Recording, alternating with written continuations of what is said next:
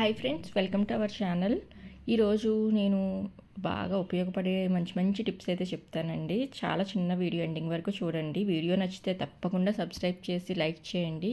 Channel అయితే కొత్తగా పెట్టాను, ఇంకా అన్ని టిప్సే ఉంటాయి. వీడియో మిస్ కాకుండా చూడండి. మనకి గ్రాస్ దగ్గర కొంచెం ఇలాగ ఆకులు కానీ ఏమైనా చిన్న చిన్నగా ఏదైనా పడ్డాయి అనుకోండి, ఏమైనా డస్ట్ లాంటిది ఈజీగా ఎలా చేయొచ్చో చూపిస్తున్నాను. మనం బట్టలు ఉతికే బ్రష్ ఉంటుంది కదా, ఆ బ్రష్తో ఇలా తీసేస్తే ఈజీగా వచ్చేస్తాయి అన్నమాట.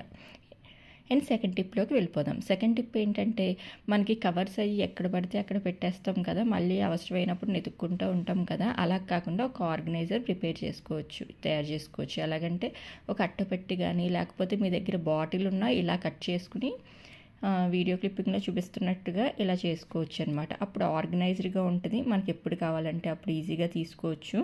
మళ్ళీ అంతా అయిపోయాక మళ్ళీ ఇలాగే ఆ కవర్ని ఇలాగా ఫోల్డ్ చేసేసి పెట్టేసుకోవచ్చు అనమాట. ఈ టిప్ నచ్చితే తప్పకుండా లైక్ చేయండి. నా వీడియో అయితే నచ్చితే తప్పకుండా లైక్ చేయండి. ఇలాంటి మరెన్నో టిప్స్ మన ఛానల్లో అయితే ఇక ముందు వస్తాయి అన్నమాట. చూసారు కదా, ఇలా కావాల్సినప్పుడు ఇలా తీసుకోవచ్చు అనమాట. అండ్ ఇప్పుడు వచ్చేసి మనము థర్డ్ టిప్లోకి వెళ్ళిపోదాం.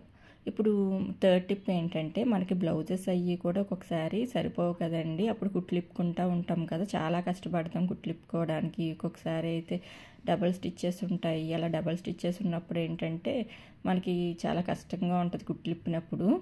అప్పుడు మనకి చిన్న సూది పెట్టి మనం ఇప్పామనుకోండి, ఆ సూది కూడా వంగిపోతుంది అనమాట. అందుకు ఈజీగా ఉండాలంటే ఏంటంటే, ఇప్పుడు మనం శారీకి పెట్టుకుంటాం కదండి, కుచ్చులకి పెట్టుకునే పిన్ ఉంటుంది కదా, ఆ పిన్ తీసుకుని మనము కుట్లిప్పుకున్నట్టయితే ఈజీగా ఉంటుంది అనమాట. కొంచెం తొందరగా వస్తాయి.